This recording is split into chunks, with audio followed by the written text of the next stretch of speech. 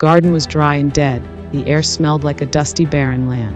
At a corner, a man stood. His name was Brother Bob. No one knew him by that name. He looked rough. His beard was messy. His eyes were weary. His shirt was old and rough.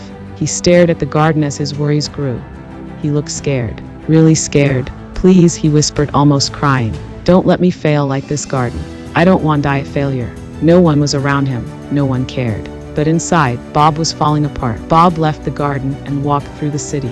The streets were crowded with people and no's. Everyone was on their phone texting, scrolling, watching videos. No one looked up. He felt invisible. He watched a man laugh while looking at his screen. A group of kids took pictures of themselves. A woman walked by, talking loudly through earbuds. "Why am I distracted? Stay focused on God," Bob said to himself. He turned away. He felt tired, lost, like he had traded something holy for something fake. When he opened his eyes again, he was standing in a courtroom. It was huge, quiet. A giant Bible stood at the judge's seat. Bob stood alone. No lawyer, no one to speak for him. He could almost hear a voice listing all the things he had done wrong. "You didn't obey. You didn't pray. You forgot God."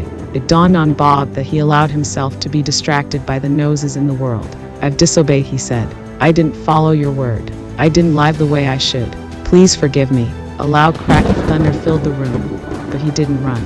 He just stayed there, with his hands open and his heart broken. For the first time in a long while, he was honest with himself and with God. Time passed.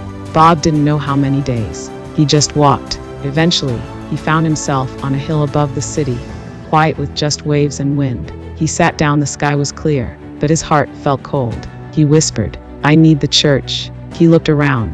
No one was there. "I shouldn't be alone," he said. He thought about the prayer groups he used to go to, the church services, the times when people would pray for him, listen to him, care for him. He missed it deeply. That night he had a dream. He walked through a dark forest. The trees were tall and thick. He heard sounds from branches. His heart beat faster. Suddenly he saw huge spiders crawling near him, then snakes, long and fast, slithering through the leaves. Bob froze. He couldn't move. "Why do I doubt?" he shouted. "Why do I fear? I'm supposed to trust God." But no one answered. Not even God. The spiders came closer. The snakes hissed. Bob closed his eyes in fear. He felt weak, like his faith was slipping away. Then it was morning. He stood on a green hill. The sun was shining. The sky was blue. The air was clean. He looked down at himself. His clothes were clean. He felt fresh, like he had cried all the dirt out of his soul. He smiled. "I'll start again," he said. "I'll pray every day. I'll go back to my church. I'll obey God. I'll be a better person." He looked up at the sky and said, "I'll trust him not just with my words, but with my whole life."